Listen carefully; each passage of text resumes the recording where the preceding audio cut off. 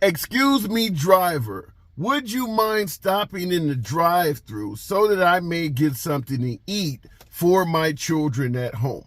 For those who follow the channel, you would probably assume my answer is an emphatic hell no. We don't get paid to wait. Nevertheless, stopping for customers in the drive-thru is something yours truly will occasionally do. However, there is a tactful way that I would advise to prevent stopping in the drive-thru for a passenger from going from good customer service to entering the realm of being abused. What up, folks? Once again, it is your boy Tim with another ride-sharing video. I've often said going above and beyond for no reward, no acknowledgement at all is leaving you out in the lurk looking like a fool. As many would say, find a fool, bump his head. Or as the rapper Nelly once said in a song, I'm just kidding like Jason, unless you're gonna do it.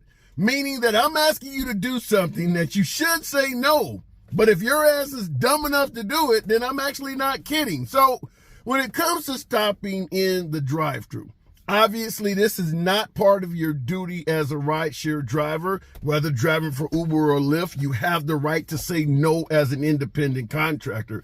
And last but not least, we all know we're only receiving 9 to maybe 15 cents per minute wait time. So it is certainly not up to your best interest or not in your best interest in any way, shape, or form to stop and wait for a passenger to place an order and get his food in a drive-thru.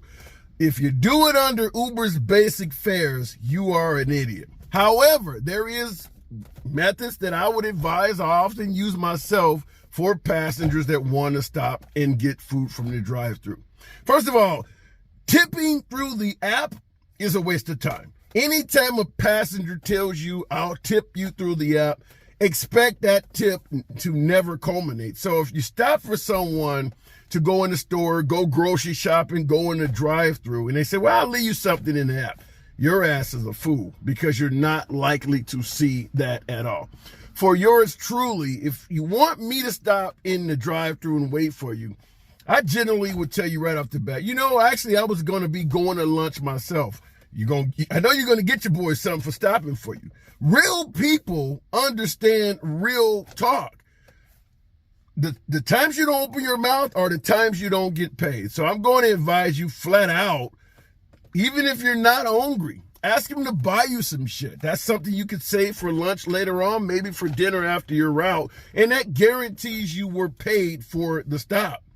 A meal at a restaurant, even a fast food restaurant, could be anywhere from $5 to $10, $12. If they're willing to buy you a meal, soda, fries, or whatever the hell comes with the combo, okay, now we're talking. But don't let that tip you through the app shit slide. Otherwise, you can tell them, I'm willing to stop, but you're going to tip your boy, right? I need a few dollars. I don't need it through the app. I'm low on gas, for instance. I'm going to pull in the gas station. Can you give your boy $5 in gas? That tip you were going to give me, can you give it to me in gas?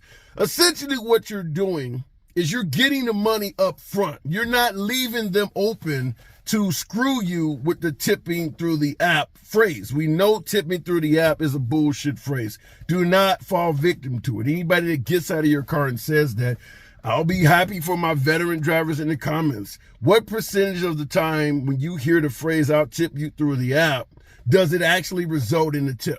I'm going to assume there would probably be virtually no driver out there that would say 50% of the time when somebody says they're going to tip me through the app, they actually do it. It's well under 50% for just about everyone on the road.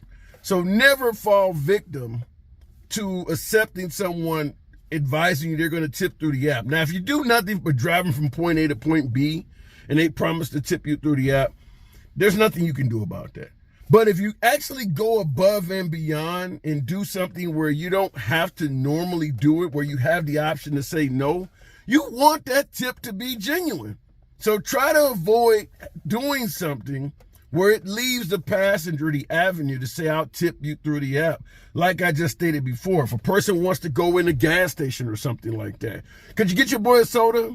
Could you get your boy a pack of M&Ms or something? You're making them pay up front. Even if you don't want whatever they're going in there to get, even if you don't want anything out of there, there will be a time when you will want it. Maybe you'll want those Doritos tomorrow when you're driving. Maybe a Snickers bar will sound really tasty at 2 a.m. on Sunday morning. Well, now you have one. Ask for that shit. Open your mouth up and ask for it. The passenger had no problem opening up their mouth and asking you. Like I just stated before, real people understand real talk. If you're going to ask me to go out of my way, I'm going to ask you to do a little bit for it. You can let the driver know that we get 9 to 15 cents per minute wait time. So when I'm waiting for you 5, 10, 15 minutes in the drive-thru, I'm actually losing money. Thank you for buying the burger. That helps make it up. You can let the driver know that I could be taking other trips, but I'm sitting here for 15, 20 minutes waiting for you. I've made $1 when I could have completed a whole nother trip by now. Everybody understands that. Any passenger that pushes back on that shit was trying to treat you like a doo-doo anyway. So understand that. Asking passengers to look out for you when they're in the process of asking you to look out for them is essentially just a fair trade. So I just want to let you folks know there are ways to go above and beyond and complete these additional stops that they often ask for by simply asking them to grab you something when they're in the store. When you go in a gas station, you go in a supermarket, or you want to stop in the drive-thru, there is something in there that all of us drivers can use, if not right now, tomorrow, the next day. There will always be something in there you can use. Just do it like that. If the passenger has a problem with that, then so be it. Now, understand, we do drive for tips and ratings. The tip part is where I'm trying to get you in a position where you're getting your tip up front, meaning food, other stuff, things like that, to avoid the phrase, I'm going to be tipped through the app.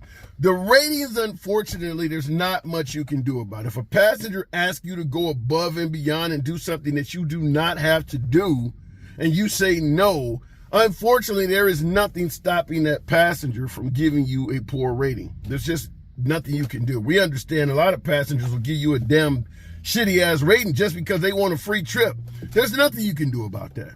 But we're just trying to prevent you from going from providing good customer service into entering a realm where you're allowing yourself to be abused.